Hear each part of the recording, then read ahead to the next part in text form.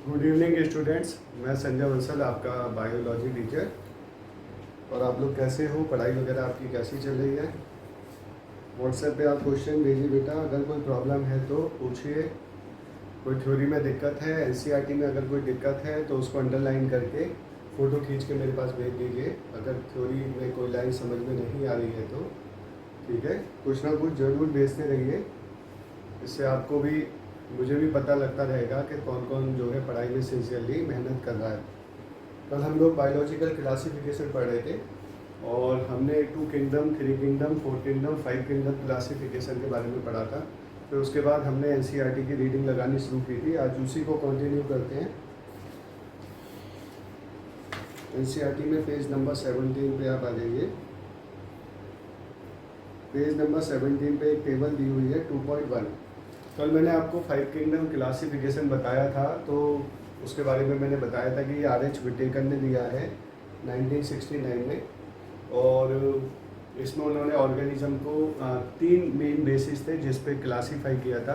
पहला बेसिस था कि सेल यूकैरियोटिक है या प्रोकैरियोटिक है। उसके बेसिस पे उन्होंने प्रोकैरियोट को मोनेरा में डाल दिया, बाकी सबको उन्होंने अलग कर दिया। फिर उन्होंने दूसरा बेसिस लिया कि यूनिसेलुलर है या मल्टी सेलुलर है, तो उन्होंने सारे यूनिसेलुलर यूकैरियोट्स को प्रोटिस्टा में डाल दिया और बाकी सबको अलग कर दिया। तीसरा बेसिस उन्होंने लिया मोड ऑफ न्यूट्रिशन।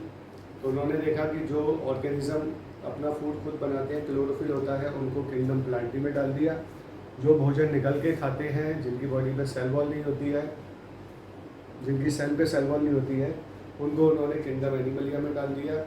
जिनकी बॉडी पे सेल वॉल होती है और अपने भोजन को एब्जॉर्ब करके खाते हैं, सेप्रोफाइटिक नेचर के होते हैं, उनको उन्होंने किंगडम फंजाई में डाल दिया। इस तरीके से उन्होंने इसको 5 भागों में बांट दिया। अब आप देखिए, इसमें टेबल 2.1 दिया हुआ है और यहाँ पर उन्होंने 1, 2, 3, 4, 5 बेसिस लिए हुए हैं क्लासिफिकेशन के। मैंने जो कल आपको 3 बताए थे, उसी को इन्होंने 5 भागों में बांट दिया है। तो देखिए कैसे। सबसे पहला है सेल टाइप। अब सेल टाइप में देखिए कि सबसे पहला कैरेक्टर इन्होंने क्या लिया है, सेल। पहला कैरेक्टर लिया है इन्होंने सेल टाइप। यहाँ पर आप 5 किंगडम बना लीजिए।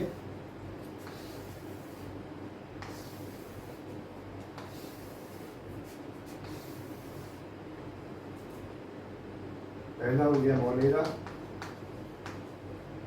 दूसरा हो गया प्रोटिस्टा, तीसरे नंबर पे इन्होंने लिया है फंजाई, फिर हो गया प्लांटी और लास्ट में हो गया एनिमलिया। ठीक है।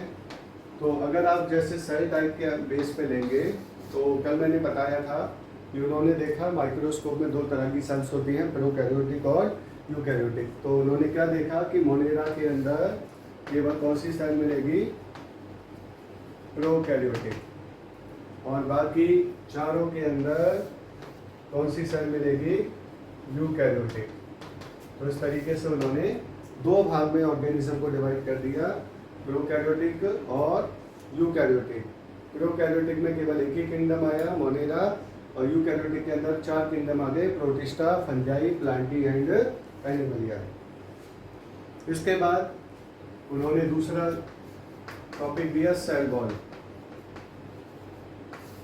देखिए, सेल वॉल एनिमल में तो होता ही नहीं है। एनिमल में तो सेल वॉल होता ही नहीं है। बॉडी इनकी फ्लेक्सिबल होती है, सेल वॉल की इनको ज़रूरत ही नहीं है। प्लांट में होता है सेल वॉल, प्लस का मतलब इनमें सेल वॉल होता है, और किसका बना होता है, सेलुलोज का। फंजाई में भी सेल वॉल होता है और किसका बना होता है, काइटिन का। अब आया मोनेरा और प्रोटिस्टा। देखिए, प्रोटिस्टा में सभी के अंदर सेल वॉल नहीं होगा, प्लस और माइनस दोनों लगाए हैं। इसका मतलब कुछ में होगा, कुछ में नहीं होगा। जिनमें होगा वो किसका बना होगा, सेलुलोज का। जैसे एग्जांपल हो गए डाई एटम्स और डाइनो फ्लैजिलेट्स, इनके अंदर सेल वॉल होगा। और माइनस वाले किसमें नहीं होगा, प्रोटोजोन्स में नहीं होगा। प्रोटोजोन्स में सेल वॉल नहीं होगा। तो इस तरीके से इसमें दोनों ही तरह के ऑर्गेनिज्म रखे गए हैं, सेल वॉल वाले भी और बिना सेल वॉल वाले भी। तो इसमें क्या लिखा है प्रोटिस्टा में, प्रेजेंट इन सम, मतलब कुछ में है कुछ में नहीं है। मोनेरा में होता है एक्सेप्ट, एक को छोड़कर, उसका नाम है माइकोप्लाज्मा। मैं आपको पढ़ाऊंगा आगे। माइकोप्लाज्मा को छोड़कर 99.99% में सेल वॉल होता है, और होता है तो एक विशेष केमिकल का बना होता है जिसका नाम है पेप्टाइडोग्लाइकन्स। एक विशेष प्रकार का केमिकल होता है पेप्टाइडोग्लाइकन्स। पेप्टाइडो किसका बना होता है, अमीनो एसिड्स, और ग्लाइकन्स किसका बना होता है, कार्बोहाइड्रेट। तो स्पेशल प्रकार का सेल वॉल होता है जो बाकी किसी में भी नहीं पाया जाता है। तो इस तरीके से हमने सेल वॉल के बेसिस पे इनको डिफरेंशिएट कर दिया। फिर उसके बाद आया न्यूक्लियर मेम्ब्रेन।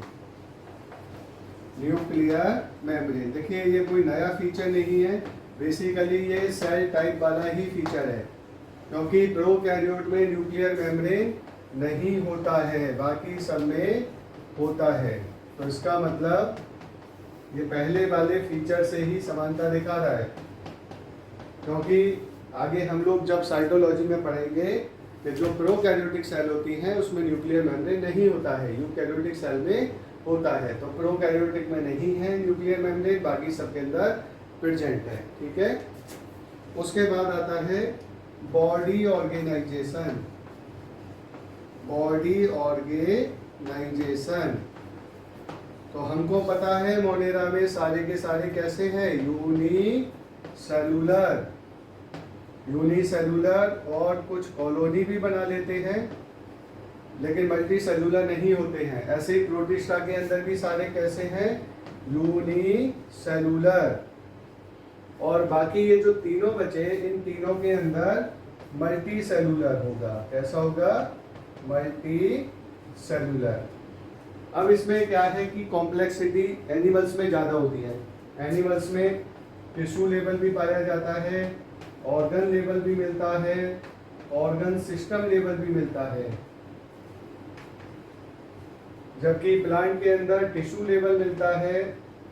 आगे एनाटॉमी में पढ़ेंगे, वहां आपको समझ में आएगा इन तीनों में क्या फर्क होता है।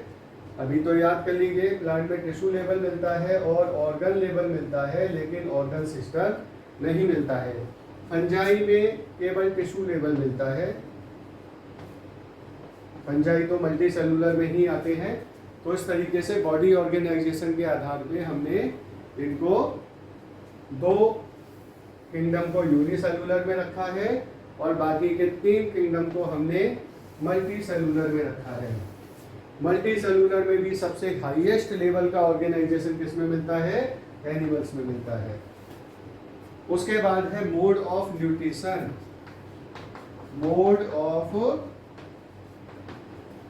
न्यूट्रिशन, मोड ऑफ न्यूट्रिशन के हिसाब से देखा जाए तो एनिमल को तो हमने क्या बोला था, हेटेरोट्रॉफिक, अपना खाना दूसरों से लेते हैं, खुद नहीं बना सकते। इनके अंदर अपना फूड बनाने की क्षमता नहीं होती है। और अपने खाने को ये कैसे खाते हैं, निगल के खाते हैं। अपने खाने को ये निगल के खाते हैं। और प्लांट्स को तो कोई दिक्कत ही नहीं है, सेल्फ डिपेंड है, अपने पैरों पे खड़े हुए हैं, इसलिए सारे के सारे प्लांट कैसे होते हैं, ऑटोट्रॉफिक।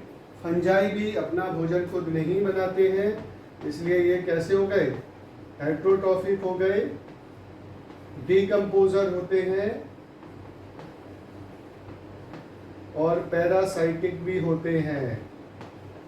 डीकंपोजर और पैरासाइटिक में फर्क क्या है, पैरासाइटिक जो है लिविंग से अपना भोजन लेते हैं और डीकंपोजर जो है वो नॉन लिविंग से अपना भोजन लेते हैं।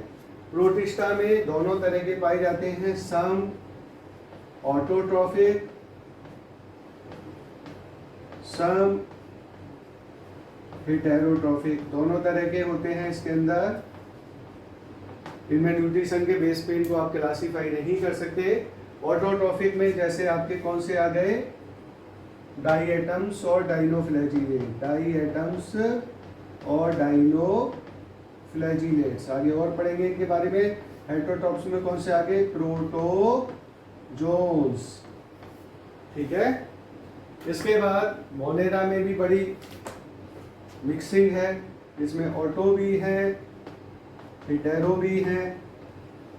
ऑटो वाले भी दो तरह के हैं, एक अपना लाइट से भोजन बनाते हैं, उनको बोलते हैं फोटोसिंथेटिक। एक अपना केमिकल से भोजन बनाते हैं, उनको बोलते हैं कीमोसिंथेटिक। हेटेरोट्रॉपिक भी कई तरह के हैं, अपना भोजन डेट से लेते हैं तो उनको बोलते हैं सेप्रोफाइटिक। जैसे कि यहाँ पर हमने लिखा था डिकम्पोजर, ये क्या है? सेप्रोफाइटिक। और अपना भोजन अगर लिविंग से लेते हैं तो इनको क्या बोलते हैं? पैरासाइट। मिलजुल के काम चलाते हैं तो इनको बोलते हैं सिम्बायोटिक। तो इस तरीके से देखा जाए तो विटेकर ने इतने सारी चीजों को कंसीडर करके ऑर्गेनिजम्स को 5 किंगडम में क्लासिफाई किया था, और ये काफी हद तक बहुत अच्छा क्लासिफिकेशन माना जाता है। ठीक है। इसमें अब हम लोग थोड़ा एनसीईआरटी की रीडिंग लगाते हैं, वही आगे कंटिन्यू करते हैं। R H. Whittaker 1969 proposed a 5 kingdom classification.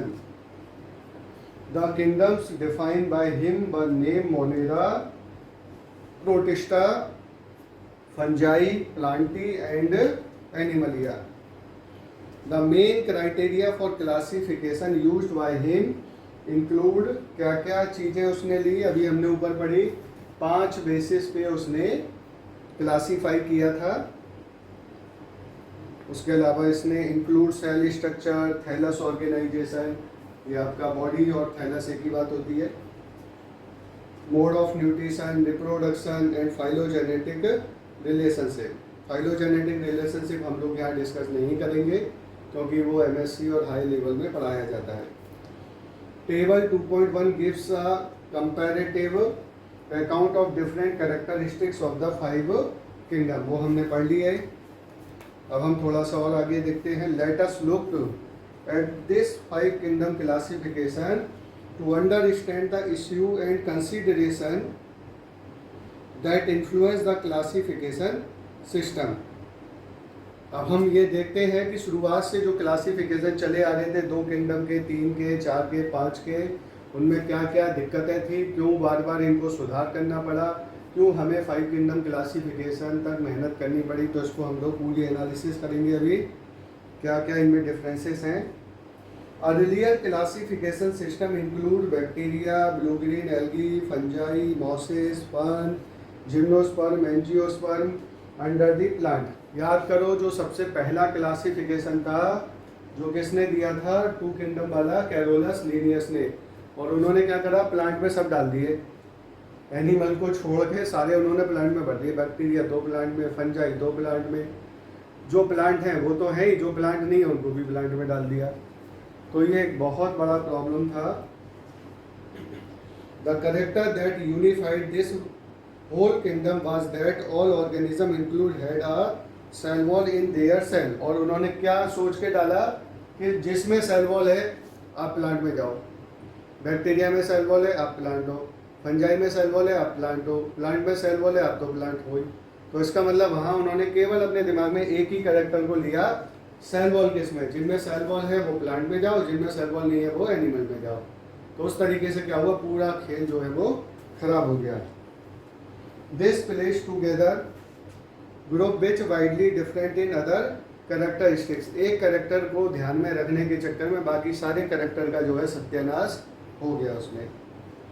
It brought together the prokaryotic bacteria and the blue-green algae with other group which were eukaryotic। और उन्होंने सबसे बड़ा जो उसमें मिस्टेक था कि प्लांट यूकैरियोटिक है, उसके साथ में उन्होंने बैक्टीरिया भी भर दिया जो कि प्रोकैरियोटिक, कोई मतलब मेल ही नहीं है। अब मतलब क्या, दोनों बिल्कुल 2 डिफरेंट ओरिजिन है, अलग अलग टाइम पे ओरिजिन हुए हैं और जिनका भी कोई लेना देना नहीं है, उनको उन्होंने एक साथ में प्रोकैरियोट यूकैरियोट को एक साथ में उन्होंने डाल दिया।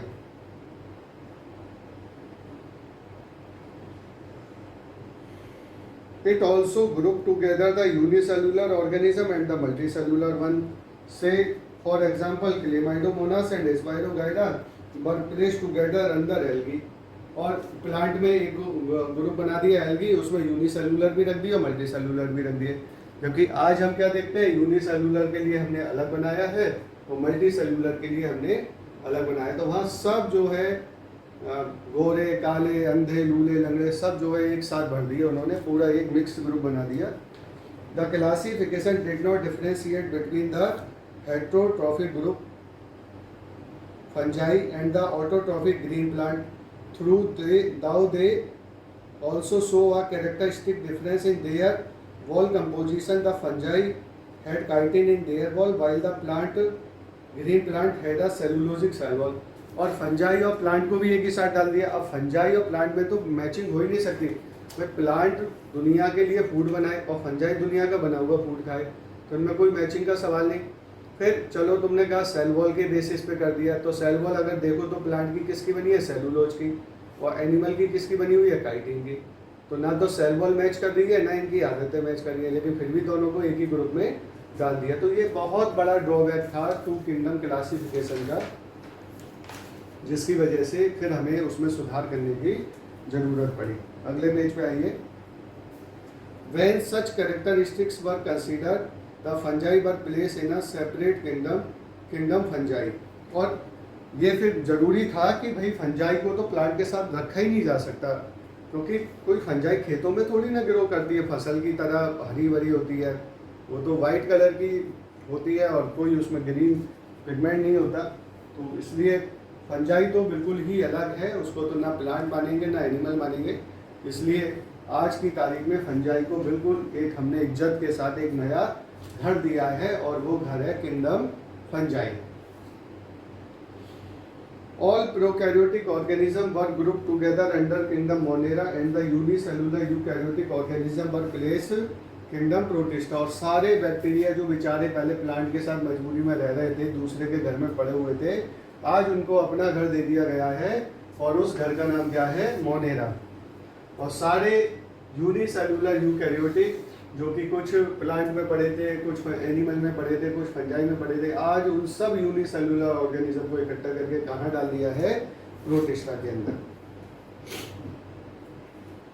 Kingdom protista has brought together chlamydomonas chlorella earlier place in algae with in plant and both having cell wall with paramecium and amoeba which were earlier place in animal kingdom which lack cell wall. और animal में पहले क्या था, वो amoeba, paramecium, Euglena, सारे के सारे amoeba animal मान लिए गए थे।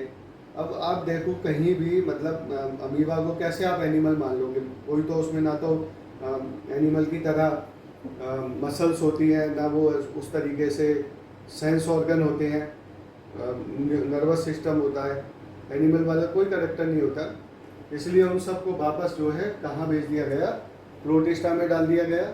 और ऐसे ही एल्गी बहुत सारे थे जो सिंगल सेल के थे, जैसे क्लेमाइडोमोनास और क्लोरेला वगैरह, उनको भी निकाल के कहाँ डाल दिया, प्रोटिस्टा में डाल दिया।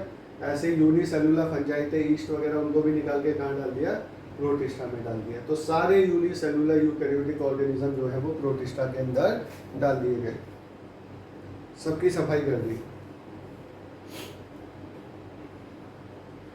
It has put together organism which is earlier classified were placed in different kingdom। जो पहले अलग अलग पड़े थे अब उन सबको निकाल के प्रोटिस्टा में डाल दिया।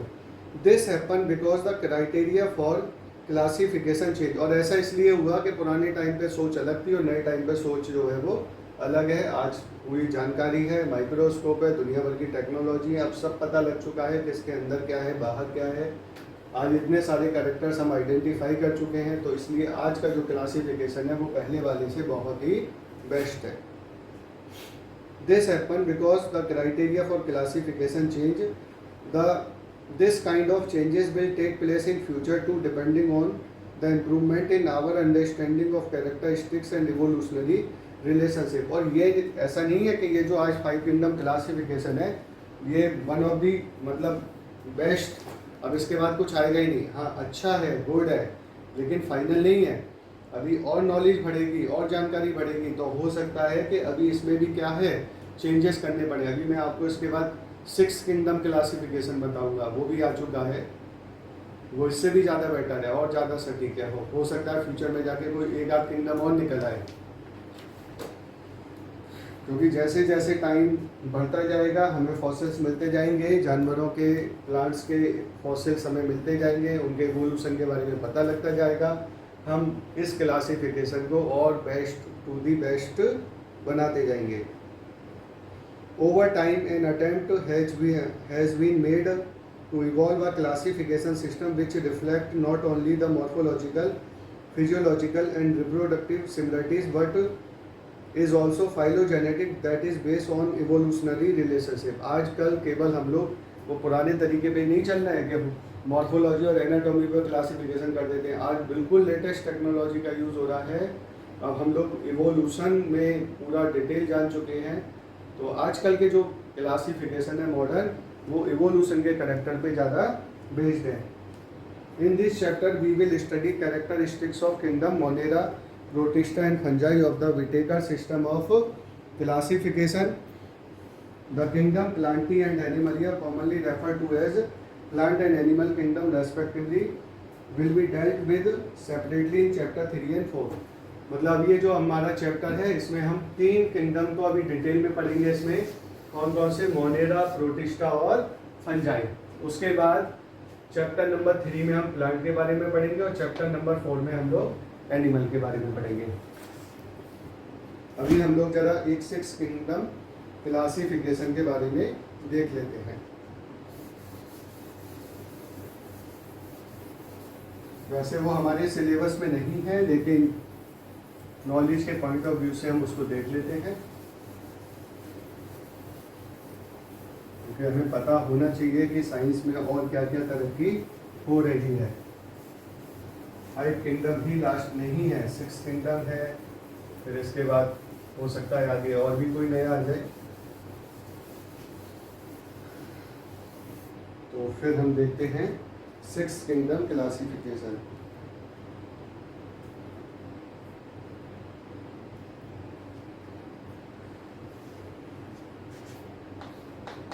Six kingdom classification.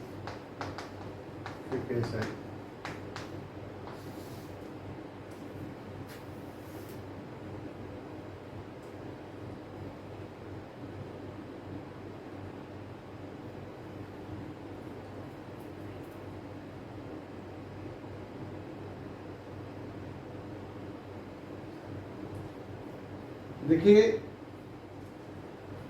मोनेरा के अंदर हम बैक्टीरिया 2 तरह के पढ़ते हैं, यू बैक्टीरिया और आर्की बैक्टीरिया। तो अभी जैसे कुछ 15-20 सालों में रिसर्च हुई है, तो देखा गया कि जो आर्की बैक्टीरिया हैं, आर्की मतलब होता है बहुत बहुत बहुत पुरानी, प्राचीन एकदम।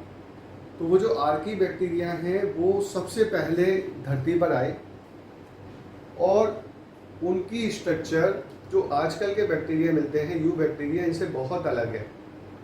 एक सबसे बड़ा डिफरेंस क्या है कि उनकी जो सेल वॉल है वो पेप्टाइडोग्लाइकन की नहीं बनी है, उसका कंपोजिशन डिफरेंट है। दूसरा, उसकी जो प्लाज्मा मेम्ब्रेन है, जैसे हम लोग आगे साइटोलॉजी में पढ़ेंगे कि बाकी जितने भी ऑर्गेनिज्म हैं उनकी प्लाज्मा मेम्ब्रेन जो है वो बाइलेयर होती है, लिपिड की बाइलेयर होती है, लेकिन उनमें मोनोलेयर मिलती है, लिपिड की सिंगल लेयर से बनी होती है। और लिपिड भी उसमें कैसी होती है? ब्रांच लिपिड होती है।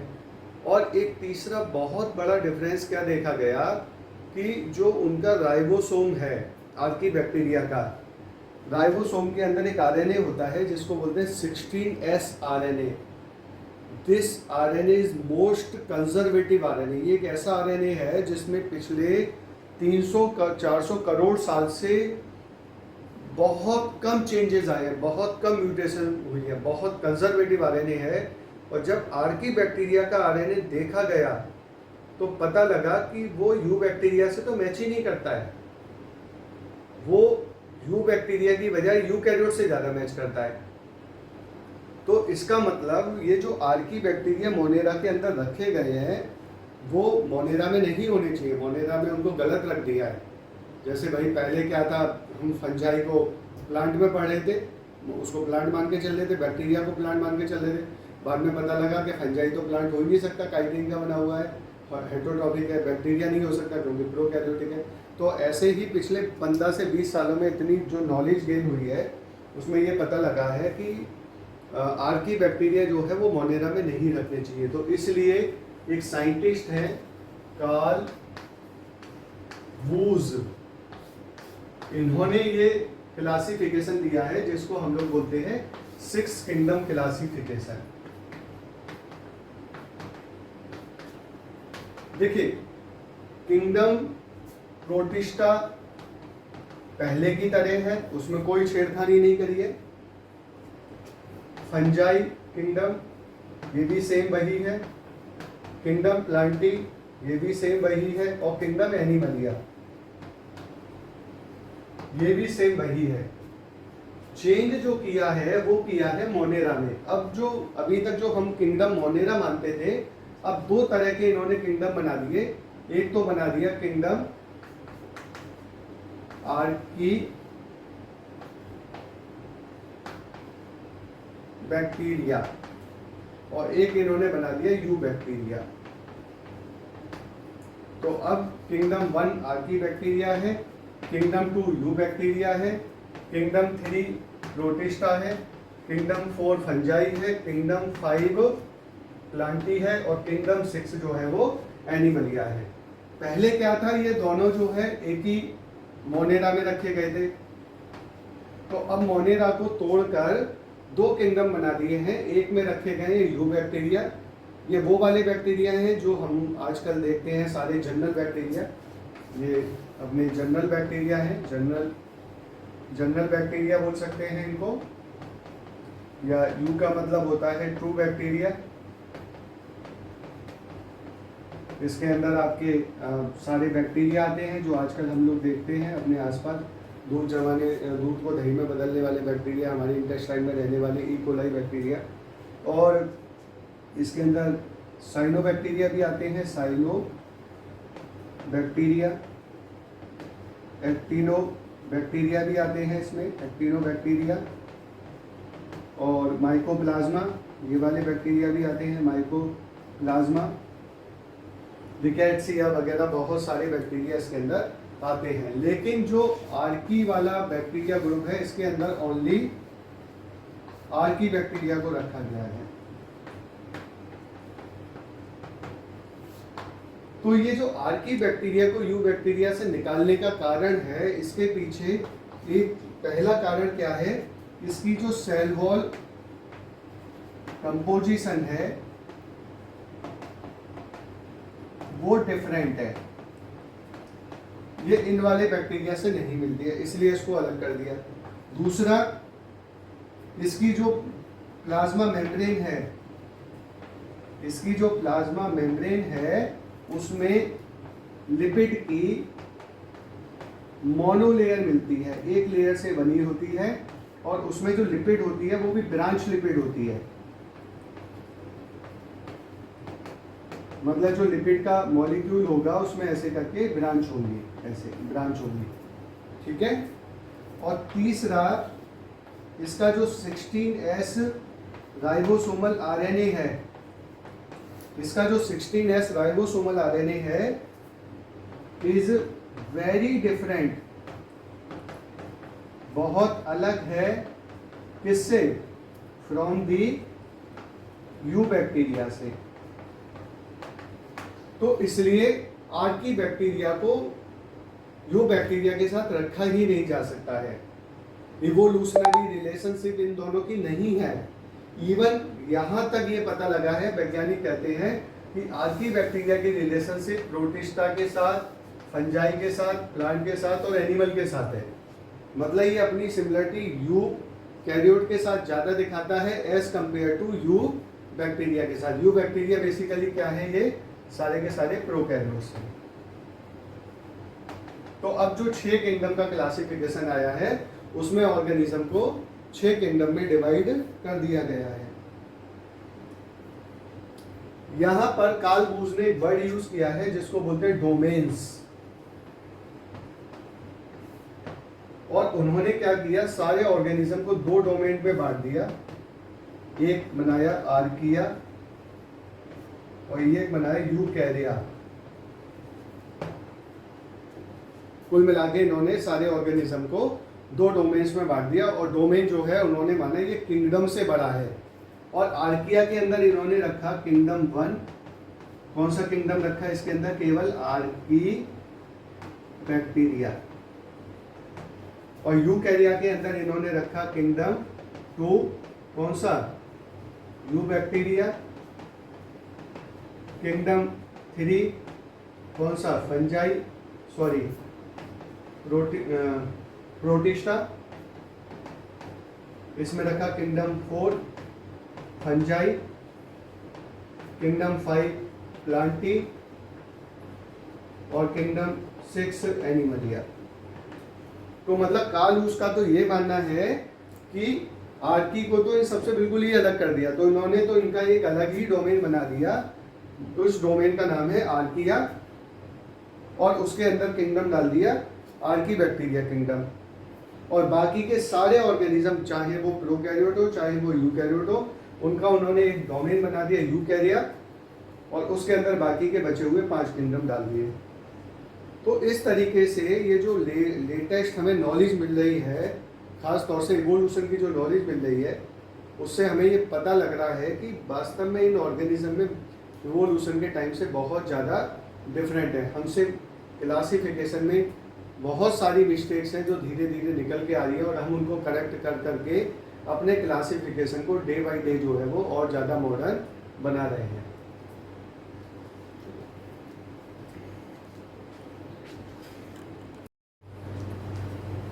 देखिए, ये सारे क्लासिफिकेशन सिस्टम समझने के बाद में हम लोग अब सबसे पहले स्टार्ट करते हैं किंगडम मोनेरा। किंगडम मोनेरा के बारे में हम लोग स्टार्ट करते हैं क्योंकि इसमें हमें 3 किंगडम पढ़ने हैं, मोनेरा, प्रोटिस्टा एंड फंजाई। तो हमारी शुरुआत जो है वो मोनेरा से होगी। ये जो मोनेरा किंगडम है, हम अकॉर्डिंग टू 5 किंगडम क्लासिफिकेशन पढ़ेंगे। 5 किंगडम क्लासिफिकेशन के हिसाब से इसको पढ़ेंगे। हमें वो जो 6 किंगडम का अभी हमने डिस्कस किया था कार्ल लूस वाला, वो डिस्कस नहीं करेंगे। तो इसका मतलब यहाँ पर हम जो मोनेरा पढ़ेंगे, उस मोनेरा के अंदर आर्की बैक्टीरिया की भी हमें स्टडी यहाँ पर करनी है। तो सबसे पहले हम लोग देखते हैं general features of Monera. General features of Monera. Monera के क्या जनरल फीचर्स हैं? ऐसे जनरल फीचर जो लगभग सारे मोनेरल्स के अंदर पाए जाते हैं और कुछ उसके एक्सेप्शन भी। देखिए, पहला जनरल फीचर, देखिए मोनेरा जो किंगडम अलग बनाया था उसका मेन बेसिस था कि सारे के सारे मोनेरन जो है वो प्रोकैरियोटिक होते हैं। All monerans are prokaryotic cell. ये सारे के सारे जो है वो प्रोकैरियोटिक सेल से, प्रोकैरियोटिक सेल से बने हैं। अब यहाँ पर हम लोग सबसे पहले समझेंगे ये प्रो और कैरियो, इसका क्या मतलब है? प्रो और कैरियो। प्रोकैरियोटिक में 2 वर्ड है, प्रो और कैरियो। प्रो यहाँ पर दिखाता है प्रिमिटिव। प्रिमिटिव मतलब होता है प्राचीन, पुराना, और कैरियो का मतलब दिखाता है न्यूक्लियस। तो एक ऐसा न्यूक्लियस जो पुराना या प्राचीन तरीके का होता है उसको हम लोग बोलते हैं प्रोकैरियोटिक न्यूक्लियस। तो यहाँ पर हमने लिखा है कि प्रोकैरियोट जो है उनमें प्रोकैरियोटिक न्यूक्लियस मिलता है। कैसा न्यूक्लियस मिलता है? Have prokaryotic nucleus. इसका मतलब है एक ऐसा न्यूक्लियस जो बहुत ही प्राचीन है। धरती पर जब सबसे पहले सेल बनी थी तो वो यही वाली सेल थी जिनका न्यूक्लियस प्रोकैरियोटिक था। उसके बाद यूकैरियोटिक न्यूक्लियस बना। प्रोकैरियोटिक न्यूक्लियस की क्या खास बात होती है कि nucleus without nuclear membrane, nucleus में न्यूक्लियर मेम्ब्रेन नहीं होती है। जैसे कि अगर आप इसकी सेल बनाकर देखेंगे, सेल के अंदर ये हमने क्या भर दिया? साइटोप्लाज्म, और ये क्या है? इसका डीएनए। ठीक है, तो हम क्या देखते हैं कि यहाँ पर एक न्यूक्लियस होना चाहिए था, ऐसे करके वो चारों तरफ से बंद होना चाहिए था, लेकिन हम देख रहे हैं कि यहाँ पर न्यूक्लियस है ही नहीं। न्यूक्लियस का कंटेंट है और वो कंटेंट जो है वो साइटोप्लाज्म में क्या हो गया, मिक्स हो गया है। तो यहाँ पर जो हमें ये सेंटर में दिखाई दे रहा है, इसको हम लोग बोलेंगे प्रोकैरियोटिक न्यूक्लियस। क्या बोलेंगे इसको? Prokaryotic nucleus. इसका न्यूक्लियस यही है जैसा भी है, और इसमें न्यूक्लियर मेम्ब्रेन नहीं है। न्यूक्लियर मेम्ब्रेन क्या है इसमें? न्यूक्लियर मेम्ब्रेन इसमें एब्सेंट है, न्यूक्लियर मेम्ब्रेन इसमें नहीं है। इस तरह का न्यूक्लियस जिस कोशिका के अंदर, सेल के अंदर मिलता है, ऐसी सेल को हम लोग बोलते हैं प्रोकैरियोटिक सेल। अगर इसी की जगह यूकैरियोटिक सेल होती तो मान लीजिए ये मैंने एक यूकैरियोटिक सेल बना दी, यूकैरियोटिक सेल, तो मुझे फिर इसमें कैसा न्यूक्लियस दिखाई देता? इसमें मुझे इस तरीके से एक बंद न्यूक्लियस दिखाई देता और उसमें डीएनए पड़ा होता। आप देख रहे हैं इसमें प्रॉपर न्यूक्लियस है और इस न्यूक्लियस को चारों तरफ से किसने कवर कर रखा है? न्यूक्लियर मेम्ब्रेन ने। तो जब आप इस मेम्ब्रेन को हटा दोगे तो कैसा बन जाएगा? प्रोकैरियोटिक। और अगर इस पर मेम्ब्रेन चढ़ा दोगे तो कैसा बन जाएगा? यूकैरियोटिक। तो इसका मतलब धरती पर जब फर्स्ट टाइम पे सेल की ओरिजिन हुई थी तो उस समय की सेल्स में न्यूक्लियस के ऊपर न्यूक्लियर मेम्ब्रेन नहीं मिलता था, इसलिए न्यूक्लियस का जो भी कंटेंट होता था वो साइटोप्लाज्म में ही मिक्स हो जाता था। तो ये इसका पहला कैरेक्टर है कि इसमें न्यूक्लियर मेम्ब्रेन नहीं होती है। दूसरा कैरेक्टर, नो मेम्ब्रेन बाउंड, या ऐसे लिख लो, membrane bound cell organelles are absent. Prokaryotic cell के अंदर या मोनेरा के जितने भी ऑर्गेनिज्म हैं, इसमें कोई भी मेम्ब्रेन बाउंड सेल ऑर्गेनल नहीं मिलेगा। मेम्ब्रेन बाउंड सेल ऑर्गेनल नहीं मिलेगा, क्या मतलब है इसमें? मतलब जैसे कि माइटोकॉन्ड्रिया, इसमें मेम्ब्रेन होती है, क्लोरोप्लास्ट, इसमें भी मेम्ब्रेन होती है, एंडोप्लाज्मिक रेटिकुलम, शॉर्ट में मैंने क्या लिख दिया है इसको? ER, Golgi body, GB, vacuole, असली वाली वैक्यूल, ट्रू वैक्यूल, ठीक है, लाइसोसोम्स, इस तरह की सारी चीजें इसके अंदर एब्सेंट होती हैं। फिर बचा ही क्या इसमें? है ही क्या? ज़्यादातर चीज़ें तो इसके अंदर एब्सेंट है, इसलिए इनकी स्ट्रक्चर जो होती है बहुत ही कैसी होती है? सिंपल होती है, ज़्यादा इनमें कुछ है ही नहीं। तो पहला कैरेक्टर क्या है कि इनके न्यूक्लियस के चारों तरफ मेम्ब्रेन नहीं मिलेगी, और दूसरा, ना इनमें माइटोकॉन्ड्रिया होगी, ना क्लोरोप्लास्ट, ना ER, ना गोल्गी बॉडी, ना वैक्यूल, ना लाइसोसोम, कोई भी मेम्ब्रेन बाउंड इनके अंदर सेल ऑर्गेनल नहीं होता है। तीसरा important feature, all are unicellular, सारे के सारे जो हैं वो सिंगल सेल से ही बने होते हैं, या कभी कभी सेल्स आपस में चिपक जाती हैं, कॉलोनी बना लेते हैं, कॉलोनियल ऐसे समूह बना लेते हैं, ग्रुप बना लेते हैं, या कभी कभी क्या करते हैं, सेल्स एक लाइन में चिपक जाती हैं तो फिलामेंट बना लेते हैं, फिलामेंटस कॉलोनी बना लेते हैं। तो ये कभी भी मल्टी सेलुलर नहीं होते, नेवर मल्टी सेलुलर, ये नेवर मल्टी सेलुलर।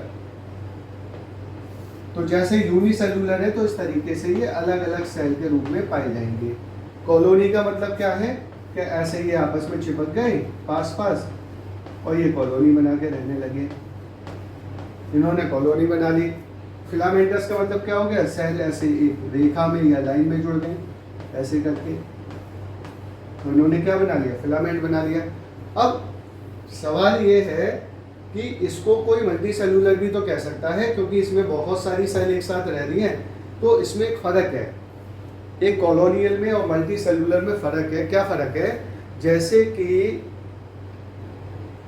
हम क्या हैं, हम मल्टी सेलुलर हैं, या हमारी बॉडी में कॉलोनी है? नहीं, हमारी बॉडी में सेल्स की कॉलोनी नहीं है। कॉलोनी में क्या होता है? जैसे आप अपने जिस कॉलोनी में रहते हैं, आपका मकान है, आपके बगल में पड़ोसी का मकान है और पड़ोसी का मकान है, आपकी कॉलोनी में 100 मकान है, ठीक है। कहने को आप सब एक ही कॉलोनी में रह रहे हैं, लेकिन सबका अपना अपना घर अलग अलग चलता है, सब अपनी अलग अलग कमाई करते हैं, सब अपना अलग अलग खर्चा करते हैं, सबके अपने अलग अलग सुख और दुख हैं। हाँ, लेकिन ये हो सकता है कुछ काम आप मिलजुल के भी करते हो, जैसे कि आपने दिवाली होली की पार्टी कर ली, पार्क में बच्चे साथ खेल लिए, थोड़ी गपशप मार ली, टिकटॉक हो गई, ठीक है ना, किटी पार्टी हो गई। तो इस तरह के काम तो आप कर सकते हो, लेकिन आप एक दूसरे पे निर्भर नहीं हो।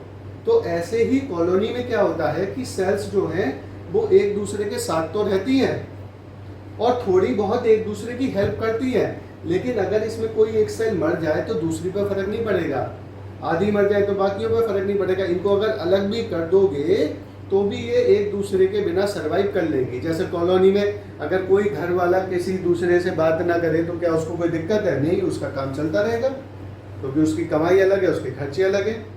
लेकिन जब मल्टी सेलुलर की बात आती है, जैसे कि मैं अपनी बॉडी की बात करूं, मेरी बॉडी में सेल्स कॉलोनी बना के नहीं रह रही है, मेरी सारी बॉडी की सेल्स जो है वो एक दूसरे से जुड़ी हुई है, गुथी हुई है, आपस में चिपकी हुई है, और वो मेरे ब्रेन से, मेरे दिमाग से कंट्रोल हो रही है। अगर आज मेरी उंगली की ये वाली सेल्स मर जाती हैं तो इसका असर मेरी पूरी बॉडी पे पड़ेगा। आज मेरी अगर किडनी की सेल काम करना बंद कर दे तो मेरी पूरी बॉडी की डेथ हो जाएगी। तो जो मल्टी सेलुलर ऑर्गेनिज्म होता है वहाँ पर सेल्स वैसे ही आपस में एक दूसरे को सहयोग करती है, जैसे कि एक घर में जो फैमिली के मेंबर्स होते हैं। जैसे कि एक घर के फैमिली के मेंबर जो हैं, अब आप ये मान लीजिए कि एक घर जो है वो मल्टी सेलुलर ऑर्गेनिज्म की तरह होता है। फैमिली में मम्मी है, पापा हैं, बच्चे हैं, दादा हैं, दादी हैं, ठीक है। अब ये 6 लोग हैं, तो ये 6 लोग एक मल्टी सेलुलर ऑर्गेनिज्म की तरह हैं। अब इसमें पापा कमा रहे हैं, दादा देखभाल कर रहे हैं, दादी घर की देखभाल कर रही हैं। तो इसमें क्या है कि अगर कोई एक बंदा अपना काम ना करे तो उसका असर सब पे पड़ेगा। फादर की जॉब को कोई दिक्कत हो जाए तो पूरे घर में दिक्कत आ जाएगी, दादा दादी को कुछ हो जाए तो बच्चों को घर पे केयर नहीं कर पाएंगे। तो ऐसा ऑर्गेनिज्म जिसमें सारी सेल्स एक दूसरे पे निर्भर होती है और कोई एक सेल अगर मर जाए तो उसका प्रभाव बाकी सेल्स में भी पड़ता है, तो उस ऑर्गेनिज्म को हम लोग बोलते हैं मल्टी सेलुलर। तो ये इतने प्रिमिटिव हैं, ये इतने प्राचीन हैं, इतने पुराने हैं कि इनके अंदर मल्टी सेलुलरिटी डेवलप ही नहीं हो पाई। ये या तो सिंगल सिंगल रहने लगे या इन्होंने क्लम्प बना लिए, ग्रुप्स बना लिए। अब ये ग्रुप आप तोड़ के अलग कर दो तो भी कोई दिक्कत नहीं है, सर्वाइव करेंगे, मजे से रहेंगे। तो इसलिए प्रोकैरियोट के जितने भी ऑर्गेनिज्म होते हैं वो यूनिसेलुलर होते हैं या कॉलोनी बना लेते हैं या फिलामेंटस होते हैं, लेकिन आप इसको मल्टी सेलुलर नहीं कह सकते। It is not multi cellular, it is not multi cellular, क्योंकि ये सब सेल अपना अपना भोजन, अपना अपना रेस्पिरेशन, अपना अपना एक्सक्रीशन खुद कर रही है।